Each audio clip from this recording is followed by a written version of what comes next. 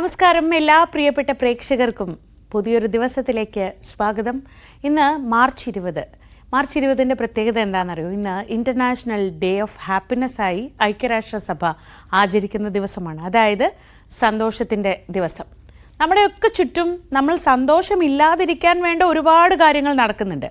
പക്ഷേ അതിൽ നിന്നും നമുക്ക് സന്തോഷം കണ്ടെത്താനാവുന്ന കാര്യങ്ങൾ കണ്ടുപിടിച്ച് അതിൽ ഹാപ്പിയായി സംതൃപ്തിയോടെ മുന്നോട്ട് പോവുക എന്നത് മാത്രമേ ഇന്നത്തെ കാലത്ത് നമുക്ക് ചെയ്യാൻ കഴിയൂ. അപ്പോൾ എല്ലാവർക്കും സന്തോഷവും സമാധാനവും ഒക്കെയുള്ള ഒരു ദിവസം ആശംസിച്ചുകൊണ്ട് നമ്മൾ തുടങ്ങുകയാണ്. ഇന്ന് ആദ്യം നമ്മൾ പോകുന്നു നാട്ടിൽ എന്തുണ്ട് എന്ന് കാണാൻ.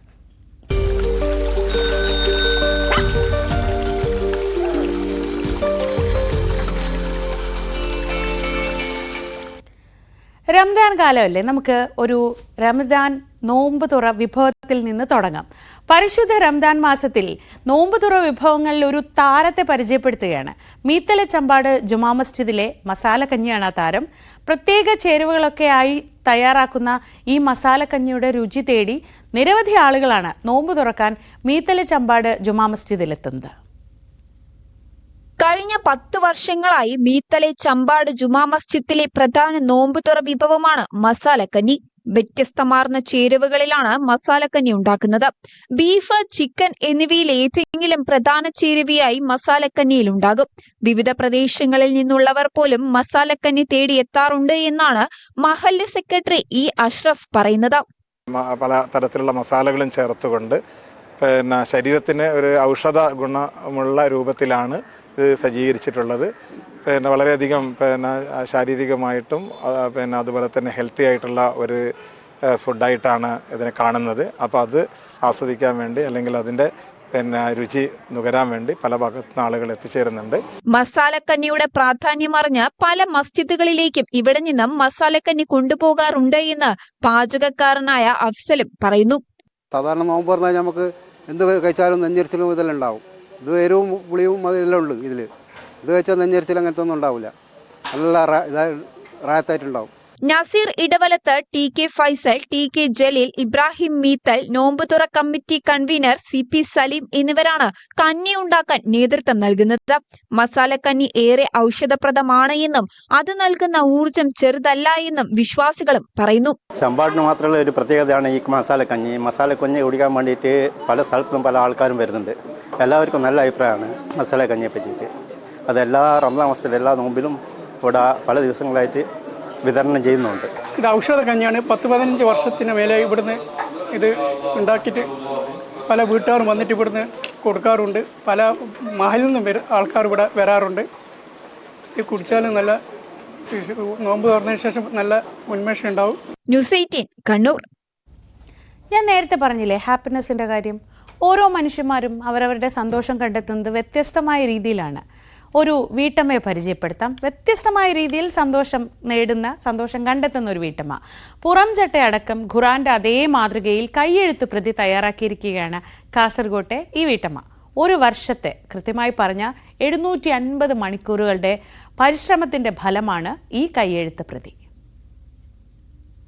ഒരു വർഷത്തെ പരിശ്രമത്തിലൂടെ പുറംചട്ട അടക്കം ഖുറാൻ മാതൃകയിൽ കയ്യെഴുത്തുപ്രതി തയ്യാറാക്കിയിരിക്കുകയാണ് കാസർഗോഡ് മുഗൂർ റോഡിലെ ബൈത്തുൽ അറഫയിലെ ബദറുന്നീസ.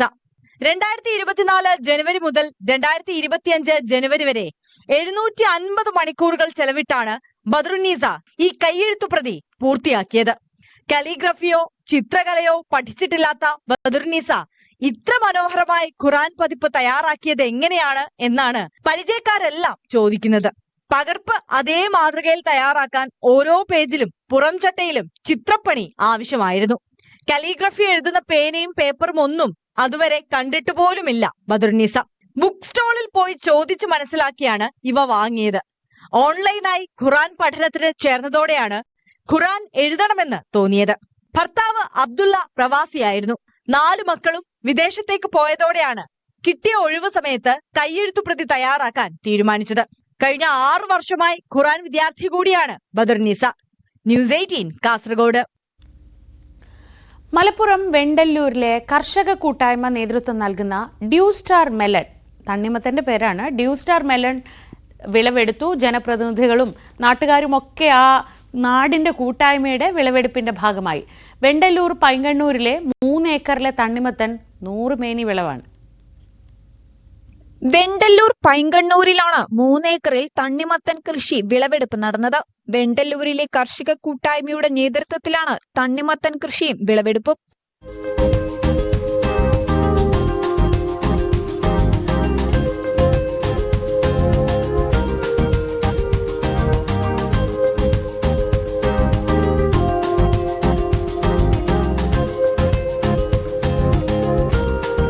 ആദ്യ വിൽപ്പനയും തണ്ണിമത്തനുകൾ ഓൺലൈനിൽ ഓർഡർ ചെയ്യുന്നതിനായി തയ്യാറാക്കിയ വെബ്സൈറ്റ് ഉദ്ഘാടനവും ലോഗോ പ്രദർശനവും വിളവെടുപ്പിനൊപ്പം നടന്നു. യാതൊരു രാസകീടനാശിനികളും ഉപയോഗിക്കാതെയാണ് ഡ്യൂ സ്റ്റാർ കർഷക കൂട്ടായ്മ തണ്ണിമത്തൻ വിളയിച്ചത്. തുടർച്ചയായി 6ാം വർഷമാണ് ഡ്യൂ സ്റ്റാർ ഫാം കൃഷി ചെയ്തു വരുന്നത്. ഏകദേശം 100 ടൺ വിളവാണ് പ്രതീക്ഷിക്കുന്നത്. ഫാമിൽ വന്ന് വാങ്ങുവാനുള്ള വിശാലമായ പവലിയന് പുറമെ 7 കിലോമീറ്റർ ചുറ്റളവിൽ ഡോർ ഡെലിവറിയും സജീവമാക്കിയിട്ടുണ്ട്.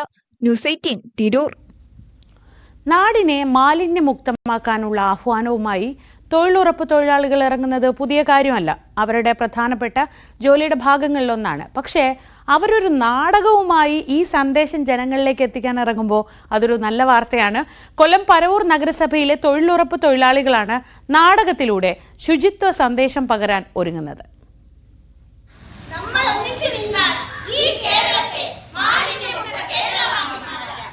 സമ്പൂർണ്ണ ശുചിത്വ നഗരസഭ എന്ന ബഹുമതിയിലേക്കുള്ള പ്രയാണത്തിലാണ് പരവൂർ നഗരസഭ. ശുചിത്വ സന്ദേശം പ്രചരിപ്പിക്കാൻ എന്ത് ചെയ്യുമെന്ന ചിന്ത ചെന്നു നിന്നത് നാടകത്തിലാണ്. തൊഴിലാളികൾക്കൊപ്പം നഗരസഭ അധികൃതർ കൂടി ഒപ്പം നിന്നതോടെ നാടകം തയ്യാർ. തൊഴിലാളികളുടെ അനുഭവങ്ങളും കൂടി ചേർത്ത് നാടകം എഴുതിയത് നാട്ടുകാരനും നാടക പ്രവർത്തകനുമായ വേണു. സംവിധാനം സുൻകൻ പരവൂർ.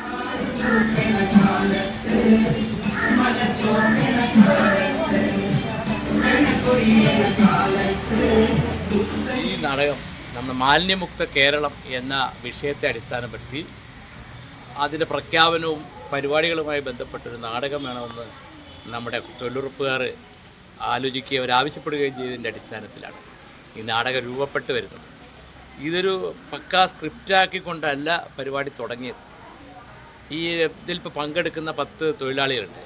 ആ തൊഴിലാളികളുമായി കൂടെ ഇരുന്ന് ആ ചർച്ച ചെയ്തിട്ട് അനുഭവിക്കുന്ന പ്രശ്നങ്ങൾ, അതുപോലെ ഇതുമായി ബന്ധപ്പെട്ട് ചെയ്യേണ്ടുന്ന കുറേ കാര്യങ്ങൾ അവർ സംസാരിച്ചതിൻ്റെ അടിസ്ഥാനത്തിൽ അതിലെ നാടകത്തിലെ ഓരോ ഡയലോഗും തന്നെ ചെയ്തിരിക്കുന്നത് അതാത് തൊഴിലാളികളുടെ ആണ്. ആ ഡയലോഗുകളെല്ലാം തയ്യാറാക്കിയത്. നഗരസഭാ ഓഫീസിന് സമീപത്തെ ജി ദേവരാജൻ സ്മാരക പാർക്കാണ് നാടക പരിശീലനത്തിന്റെ വേദി. ഉച്ചവരെ തൊഴിലുറപ്പ് ജോലി, അതിനുശേഷം നാടക പരിശീലനം. അതാണ് രീതി. ഒരു തെരുവ് നാടകം സംഘടിപ്പിക്കാം, മാലിന്യമുക്ത കേരളത്തെക്കുറിച്ച് ആകട്ടെ എന്ന് കരുതി വേണു പരവൂർ നാടകം എഴുതുന്ന ആ പുള്ളിക്കാരനെ കണ്ട് പറയും. പിന്നെ അതാണ് അങ്ങനെ വന്നതാണ് ഇതിപ്പോൾ ഇതായിട്ട് വന്നത്. സമ്പൂർണ്ണ ശുചിത്വ നഗരസഭാ പ്രഖ്യാപനത്തിന് മുന്നോടിയായി നഗരസഭയിലെ എല്ലാ വാർഡുകളിലും നാടകം അവതരിപ്പിക്കും. ന്യൂസ് 18 പരവൂർ. ശുചിത്വത്തോടൊപ്പം സാമൂഹ്യ സുരക്ഷ, ക്രമസമാധാന പാലനം, മയക്കുമരുന്ന് വ്യാപനം എന്നിവയൊക്കെ തടയാൻ ലക്ഷ്യമിട്ട് മുന്നോട്ടു പോവുകയാണ് കൊണ്ടോട്ടി നഗരസഭ. ഇതിന്റെ ഭാഗമായി നഗരസഭയിലെ 10 പ്രധാന കേന്ദ്രങ്ങളിൽ നിരീക്ഷണ ക്യാമറകൾ സ്ഥാപിച്ചു. വലിയ ലക്ഷ്യവുമായാണ് കൊണ്ടോട്ടി നഗരസഭാ പരിധിയിലെ പ്രധാന സ്ഥലങ്ങളിൽ 10 നിരീക്ഷണ ക്യാമറകൾ സ്ഥാപിച്ചിട്ടുള്ളത്. മാലിന്യം വലിച്ചെറിയൽ മാത്രമല്ല, മേഖലയിൽ നടക്കുന്ന സംഭവങ്ങൾ കൂടി നിരീക്ഷിക്കുക എന്ന ലക്ഷ്യമാണ് CCTV ക്യാമറകൾ സ്ഥാപിക്കുന്നതിന് പിന്നിലുള്ളത്. CCTV ക്യാമറകളുടെ ദൃശ്യങ്ങൾ അതത് കൗൺസിലർമാരുടെ മൊബൈലിൽ കാണാം. ചേലോടെ കൊണ്ടോട്ടി സമ്പൂർണ്ണ മാലിന്യമുക്ത പദ്ധതിയുടെ ഭാഗമായിട്ടാണ് നഗര ശുചീകരണത്തിന് പ്രാമുഖ്യം നൽകുന്ന ക്യാമറകൾ സ്ഥാപിച്ചത്. Kolathur, Nayabazar, Hajj house, Dayanagar, bus stand, Nediyiruppu, Cherupadimala, Areekode road junction, മണ്ണാറിൽ എന്നീ 10 കേന്ദ്രങ്ങളിലാണ് ആദ്യഘട്ടമായി CCTV ക്യാമറ സ്ഥാപിച്ചത്. ശുചിത്വത്തോടൊപ്പം സാമൂഹ്യ സുരക്ഷയ്ക്കും ക്രമസമാധാന പാലനത്തിനും CCTV സഹായകമാകും. എല്ലാത്തരം നിയമവിരുദ്ധ പ്രവർത്തനങ്ങൾക്കും പിഴ ഉൾപ്പെടെ ശിക്ഷാ നടപടികൾ സ്വീകരിക്കും. എപ്പോഴും നമുക്കറിയാം, മാലിന്യം വലിച്ചെറിയരുത് എന്നുള്ള സന്ദേശങ്ങൾ കൊടുത്താലും അതിനെ ഒരു ഫൈൻ എന്നുള്ള സിസ്റ്റത്തിലേക്ക് വരികയാണെങ്കിൽ ഒന്നും കൂടെ നമ്മളെ നാടിനെ മൊഞ്ചാക്കിയിട്ട് നമുക്ക് മാറ്റാൻ പറ്റും. ഉൾക്കണ്ണ എന്ന് പറഞ്ഞ പേരിൽ നമ്മൾ 2024-25 വാർഷിക പദ്ധതിയിൽ ഉൾപ്പെടുത്തി വെച്ചതാണ് CCTV സ്ഥാപിക്കുക എന്നുള്ളത്. ഇപ്പം ഒരു 10 CCTV നമ്മൾ സ്ഥാപിച്ചു. ക്യാമറ സ്ഥാപിച്ചതിന് ശേഷം മാലിന്യം വലിച്ചെറിഞ്ഞ ഒരാളെ പിടികൂടി പിഴ ഈടാക്കി. വഴിയിൽ നഷ്ടപ്പെട്ട പേഴ്സ് മറ്റൊരാൾ എടുത്തുകൊണ്ടു പോകുന്നതും ക്യാമറയിൽ പതിഞ്ഞിരുന്നു. മാലിന്യങ്ങൾ അലക്ഷ്യമായി വലിച്ചെറിയുന്ന തോടിൻ്റെയും മറ്റു സ്ഥലങ്ങളിലെ ഓരങ്ങളിലുമാണ് ഈ ക്യാമറകൾ സ്ഥാപിച്ചിട്ടുള്ളത്. അതാത് ക്യാമറകൾ അതാത് വാർഡിലെ കൗൺസിലറുടെ മൊബൈൽ ഫോണിൽ കണക്റ്റഡാണ്. ഇങ്ങനെ വലിച്ചെറിയുന്ന സന്ദർഭത്തിൽ ഇത് ശ്രദ്ധയിൽപ്പെട്ടാൽ ഏറ്റവും 25,000 രൂപ വരെ കനത്ത ശിക്ഷ നൽകുന്ന, പിഴ നൽകുന്ന രീതിയിലേക്കാണ് കാര്യങ്ങൾ പോയിക്കൊണ്ടിരിക്കുന്നത്. രണ്ടാം ഘട്ടത്തിൽ കൂടുതൽ CCTV ക്യാമറകൾ സ്ഥാപിക്കും. ചേലോടെ കൊണ്ടോട്ടി എന്ന ക്യാമ്പയിന്റെ ഭാഗമായി കൊണ്ടോട്ടി സമ്പൂർണ്ണ മാലിന്യമുക്തമാക്കുന്നതിന് വിവിധ പദ്ധതികൾ ആവിഷ്കരിച്ചിട്ടുണ്ട്. മിനി MCFകൾക്ക് പുറമെ 6 കണ്ടെയ്നർ MCFകൾ കൂടി ഉടൻ സ്ഥാപിക്കും. ന്യൂസ് 18 മലപ്പുറം. ഒരുപാട് യാത്രികർ എത്തുന്ന ഒരു സ്ഥലമാണ് ഇടുക്കിയിലെ Calvary mount. Idukki block panchayat ഈ കാൽവരി മൗണ്ടിൽ പണി കഴിപ്പിച്ച ടൂറിസം സെന്ററിന്റെ പൂർത്തീകരണം അനിശ്ചിതമായി നീണ്ടുപോവുകയാണ്. നാട്ടുകാർ ഈ വിഷയത്തിൽ ഒരു പരാതിയൊക്കെയായി രംഗത്തെത്തുന്നു. 2015 ആരംഭിച്ച പദ്ധതി ഇത്ര വർഷം കഴിയുമ്പോഴും, 10 വർഷം പിന്നിടുകയല്ലേ, 10 വർഷം പിന്നിടുമ്പോഴും പൂർത്തിയാക്കാൻ കഴിയാത്തതുമൂലം ഓരോ വർഷവും കിട്ടേണ്ട കോടിക്കണക്കിന് രൂപയുടെ വരുമാനം നഷ്ടമാവുന്നു എന്നാണ് അവർ പരാതിയായി പറയുന്നത്. ജില്ലയിലെ പ്രധാന വിനോദസഞ്ചാര കേന്ദ്രമായ കാൽവറി മൗണ്ടിൽ ഇടുക്കി ബ്ലോക്ക് പഞ്ചായത്ത് നിർമ്മിച്ച ടൂറിസം സെന്ററാണിത്. 2015 പ്രദേശവാസിയായ ഒരാൾ നൽകിയ 5 സെന്റ് സ്ഥലത്താണ് ബ്ലോക്ക് പഞ്ചായത്ത് 1 കോടി രൂപയോളം മുടക്കി കെട്ടിടം നിർമ്മിച്ചത്. 2018 നിർമ്മാണം ആരംഭിച്ച കെട്ടിടത്തിന്റെ ഉദ്ഘാടനം പിന്നീട് നടത്തി. പാർക്കിംഗ് സൗകര്യം ഉൾപ്പെടെ ചില സൗകര്യങ്ങളുടെ കുറവ് ചൂണ്ടിക്കാട്ടി ഗ്രാമപഞ്ചായത്ത് NOC നൽകുന്നതിന് നിയമ തടസ്സങ്ങൾ ഉന്നയിച്ചതും കാലതാമസം നേരിട്ടു. മറ്റ് നിർമ്മാണ പ്രവൃത്തികളെല്ലാം പൂർത്തിയായെങ്കിലും സന്ദർശകർക്കായി തുറന്നുകൊടുക്കാൻ കഴിയാത്തത് കാരണം ലക്ഷക്കണക്കിന് രൂപയുടെ വരുമാനമാണ് ഇടുക്കി ബ്ലോക്ക് പഞ്ചായത്തിന് ഓരോ വർഷവും നഷ്ടമാകുന്നത്. 10 വർഷത്തിലേറെയായി ഈ കെട്ടിടത്തിന് പണി തുടങ്ങുകയും അത് പൂർത്തീകരിച്ചു എന്നും പൂർത്തീകരിച്ചില്ല എന്നും 2 വാക്ക് പറയുന്നുണ്ട്. പൂർത്തീകരിച്ചില്ല എങ്കിൽ എത്രയും പെട്ടെന്ന് ഈ പണി പൂർത്തീകരിച്ച് ടൂറിസ്റ്റുകൾക്ക് വേണ്ടി തുറന്നു കൊടുക്കുകയാണെങ്കിൽ ടൂറിസ്റ്റുകൾ കട്ടപ്പനയോ ചെറുതോണിയോ പോലുള്ള സ്ഥലങ്ങളിൽ പോയി താമസിക്കുന്നതിനേക്കാൾ നല്ലത് ഇവിടെ വന്ന് താമസിക്കുകയാണെങ്കിൽ അവർക്കും അത് ഗുണകരമാവും. അത് സർക്കാരിനും പഞ്ചായത്തിനും എല്ലാം ഗുണകരമാകുന്ന ഒരു കാര്യമാണ്. സന്ദർശകർക്ക് താമസിക്കാൻ ആവശ്യമായ സൗകര്യങ്ങളില്ലാത്ത പ്രദേശമാണ് കാൽവറി മൗണ്ട്. സമീപ പ്രദേശങ്ങളിൽ സ്വകാര്യ റിസോർട്ടുകളും ഹോം സ്റ്റേകളുമെല്ലാം മെച്ചപ്പെട്ട നിലയിൽ പ്രവർത്തിക്കുമ്പോൾ ബ്ലോക്ക് പഞ്ചായത്ത് നിർമ്മിച്ച ടൂറിസം സെന്റർ പൂർത്തിയാകാതെ കാട് കയറി നശിക്കുകയാണ്. അടിയന്തരമായി കെട്ടിടം തുറന്നുകൊടുക്കാനുള്ള നടപടി ഉണ്ടാകണമെന്നാണ് സന്ദർശകരും നാട്ടുകാരും ആവശ്യപ്പെടുന്നത്. ന്യൂസ് 18 ഇടുക്കി. തിരുവനന്തപുരത്തെ മലയോര മേഖലയിലെ റോഡുകളെല്ലാം തകർന്നിട്ട് കാലങ്ങളായി. ഇതോടെ ആദിവാസി ഊരുകളായ അമ്പൂരി ഗ്രാമപഞ്ചായത്തിലെ ചാക്കപ്പാറ, പുരവിമല, തെന്മല റോഡിലൂടെയുള്ള യാത്ര വലിയ ബുദ്ധിമുട്ടാണ്. അമ്പൂരി ഗ്രാമപഞ്ചായത്തിലെ ആദിവാസി ഊരുകളെ ബന്ധിപ്പിക്കുന്ന ഏക റോഡാണിത്. തൊടുമല വാർഡിലൂടെ കടന്നുപോകുന്ന റോഡ് കൊമ്പ, ചാക്കപ്പാറ, കൈപ്പൻപ്ലാവില, കാരിക്കുഴി, പൂരവിമല, തെന്മല തുടങ്ങിയ 11 സെറ്റിൽമെന്റുകളിലായി 1000-ഓളം കുടുംബങ്ങളുടെ ഏക സഞ്ചാര മാർഗമാണ്.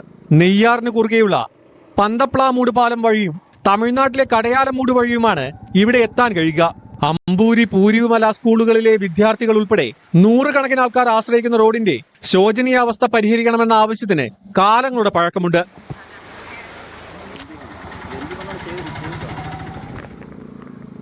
ഭയങ്കര ബുദ്ധിമുട്ട്. 4-5 വർഷം കൊണ്ട് ഇവിടെ കൂടെ പോകുന്നത് ഇങ്ങനെയാണ് പോകുന്നത്. കൈയും കാലൊന്നും വെക്കാൻ പാടില്ല. ഞാൻ പേടിച്ചിട്ടാ പോകുന്നത്.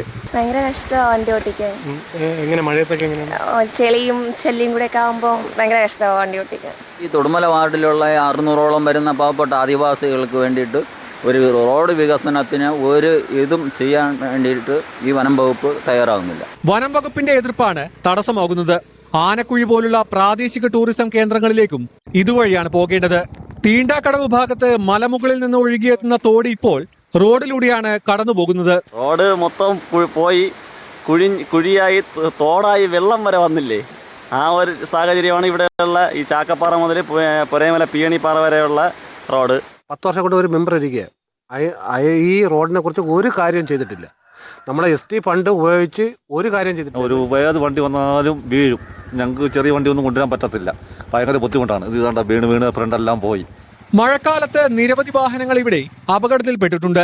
നെയ്യാറ്റിന് കുറുകെ കടത്തിറക്കാൻ കഴിയാത്ത സാഹചര്യത്തിൽ ഊരുനിവാസികൾ വലിയ ബുദ്ധിമുട്ട് നേരിടുന്നുണ്ട്. തങ്ങളുടെ പ്രയാസം കണക്കിലെടുത്ത് അടിയന്തര ഇടപെടൽ തേടുകയാണ് ഇവിടുത്തുകാർ. അരുൺ മോഹൻ, ന്യൂസ് 18 നെയ്യാറ്റിൻകര. നേത്രാവതി പുഴ ശുദ്ധീകരിക്കാൻ ശ്രമദാനവുമായി ആയിരങ്ങൾ ഒത്തുചേർന്നു. ദക്ഷിണ കന്നഡ ജില്ലയിലെ ധർമ്മസ്ഥല ക്ഷേത്രത്തിന് സമീപമായിരുന്നു ശുചീകരണ പ്രവർത്തനം. നേത്രാവതിയിൽ മാലിന്യം കുന്നുകൂടിയതോടെയാണ് ഇങ്ങനെയൊരു ശ്രമദാനം. ദക്ഷിണ കന്നഡയിലെ ബെൽത്തങ്ങാടിയിലെ ധർമ്മസ്ഥല ക്ഷേത്രത്തിൽ ആയിരങ്ങളാണ് ഓരോ ദിവസവും എത്തുന്നത്. ഭക്തരിൽ ഭൂരിഭാഗവും ക്ഷേത്രത്തിന് സമീപത്തെ നേത്രാവതിയിലാണ് കുളിക്കുന്നത്. ഇതോടെ പുഴ പൂർണ്ണമായും മലിനമായി. ഉപേക്ഷിച്ച വസ്ത്രങ്ങളും സോപ്പുകളുടെ കവറുകളും പ്ലാസ്റ്റിക്കും എല്ലാം കുമിഞ്ഞുകൂടി. ഇത് പുഴയെ ആശ്രയിക്കുന്ന കർഷകരെയും ബുദ്ധിമുട്ടിലാക്കി. ഈ സാഹചര്യത്തിലാണ് ബെൽത്തങ്ങാടിയിലുള്ളവർ നേത്രാവതി ശുചീകരണ ക്യാമ്പയിൻ സംഘടിപ്പിച്ചത്. 1000-ലധികം പേർ പങ്കാളികളായി. ಬಂದಂತ ಭಕ್ತಾದಿಗಳಿಗೆ ಸ್ನಾನ ಮಾಡಲಿಕ್ಕೆ ಇಲ್ಲಿ ಕಷ್ಟ ಆಗ್ತಾ ಉಂಟು. ಈಗಾಗಲೇ ನೀರು ಕಡಿಮೆ ಆಗಿದೆ. ആരാധനാലയ പരിധിയിലുള്ള നദികളുടെ 500 മീറ്ററിനുള്ളിൽ ഷാംപൂ, സോപ്പ് എന്നിവയുടെ വിൽപ്പന നിരോധിക്കാനും ഭക്തർ സ്നാനഘട്ടത്തിന് സമീപം വസ്ത്രങ്ങൾ ഉപേക്ഷിക്കുന്നില്ലെന്ന് ഉറപ്പാക്കാനും സർക്കാർ നിർദ്ദേശം നൽകിയിരുന്നു. ഈ സാഹചര്യത്തിൽ കൂടിയായിരുന്നു ശുചീകരണം. ബെൽത്തങ്ങാടി പോലീസ് വകുപ്പിന്റെയും SDM കോളേജ് വിദ്യാർത്ഥികളുടെയും സഹകരണവും ശുചീകരണത്തിനുണ്ടായിരുന്നു.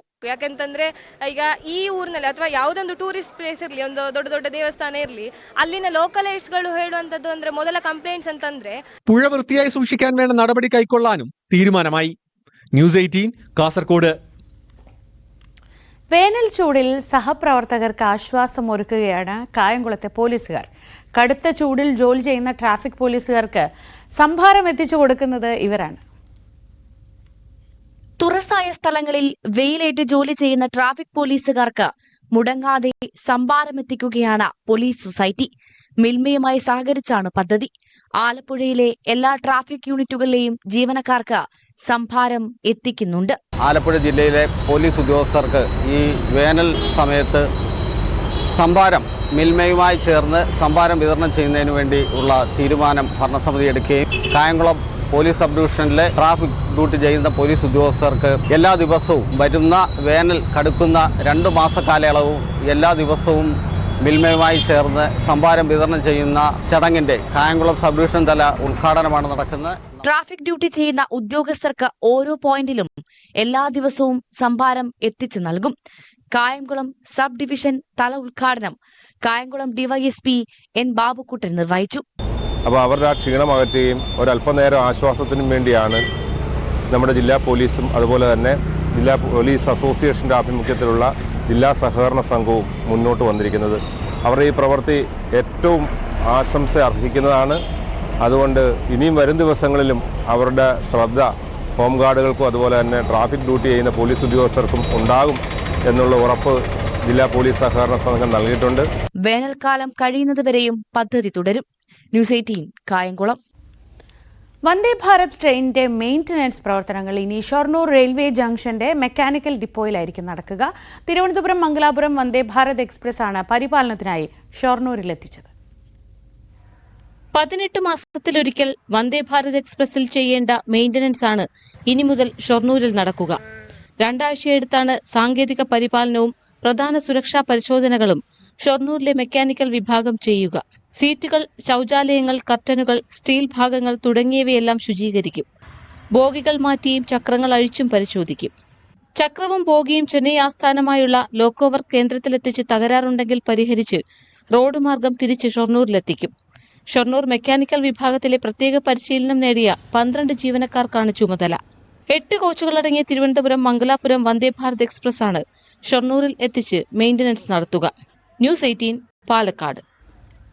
സംസ്ഥാന യുവജന കമ്മീഷന്റെ പ്രഥമ യുവപ്രതിഭ പുരസ്കാരത്തിന്റെ തിളക്കത്തിലാണ് പത്തനംതിട്ടയിലെ അടൂർ സ്വദേശി പ്രിയ മാത്യു.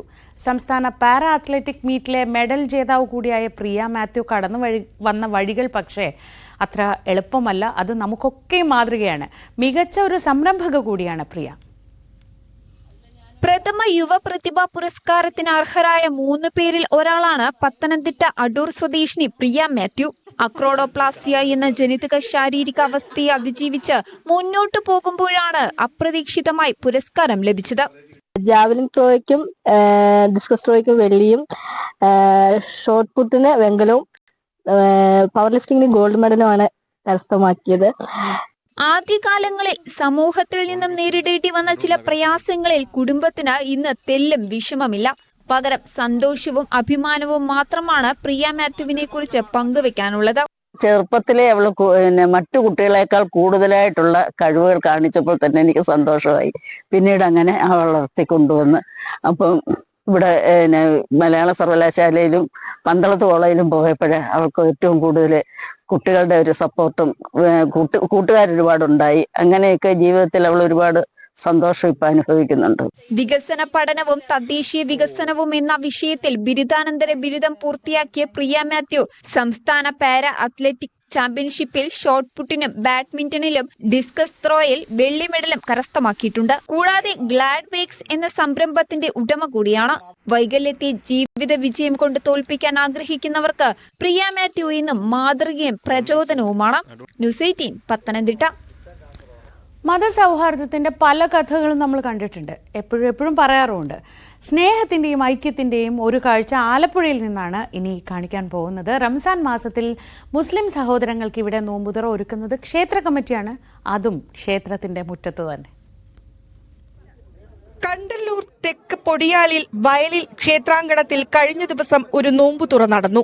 നോമ്പ് പിടിച്ച മുസ്ലിം സഹോദരങ്ങൾക്കായാണ് സ്നേഹസംഗമം നടത്തിയത്. സംഘാടകരായത് ക്ഷേത്ര ഭാരവാഹികളും. നമ്മളെല്ലാവരും ഏകോദര സഹോദരങ്ങളെ പോലെ എല്ലാ ഉത്സവങ്ങളും എല്ലാ ആഘോഷങ്ങളും എല്ലാ ആചാരങ്ങളും പരസ്പരം സ്നേഹത്തോടെ പങ്കുചേർന്നുകൊണ്ട് മാത്രമേ നമ്മുടെ കേരളത്തിൽ മുമ്പോട്ട് പോകാൻ പറ്റുകയുള്ളൂ. ആ ഒരു സ്നേഹത്തിന്റെ സന്ദേശമാണ് ഞങ്ങൾ ഈ ഒരു പരിപാടിയിലൂടെ ഇപ്പോൾ ഉദ്ദേശിക്കുന്നത്. ഈ നന്മ ഈ നാട്ടിൽ നിലനിൽക്കുന്നിടത്തോളം കാലം ഈ നാടിന് ഒന്നും സംഭവിക്കില്ല. ഒരു വർഗീയ ശക്തികളും ഞങ്ങളെ കണ്ടല്ലൂരുകാരെ ഒന്നും ചെയ്യാൻ കഴിയില്ല എന്നുള്ള ഒരു ആത്മവിശ്വാസം ഇത്തരം മത സൗഹാർദ്ദ ഇഫ്താർ കൊണ്ട് ഞങ്ങൾ ആഗ്രഹിക്കുന്നു. അത് നടപ്പിലാക്കാൻ വേണ്ടി ഞങ്ങൾ ശ്രമിക്കുന്നു. നോമ്പുതുറ സമയം ആയതോടുകൂടി കണ്ടല്ലൂർ ജമാഅത്തിലെ വിശ്വാസികൾ ക്ഷേത്രത്തിൽ എത്തിച്ചേർന്നു.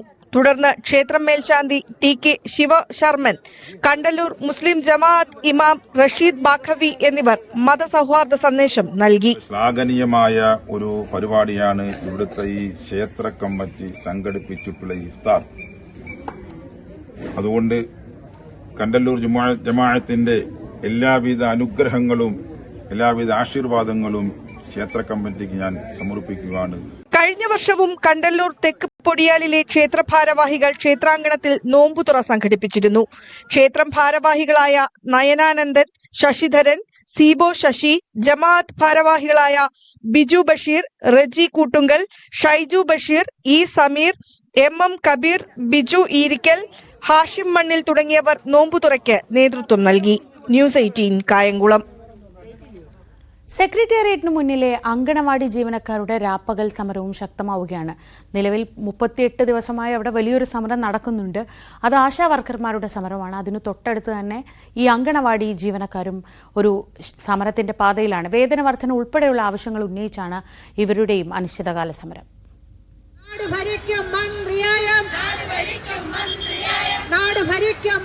ആശമാരുടെ സമരം ഒരു വശത്ത്, തൊട്ടടുത്ത് അങ്കണവാടി ജീവനക്കാരും.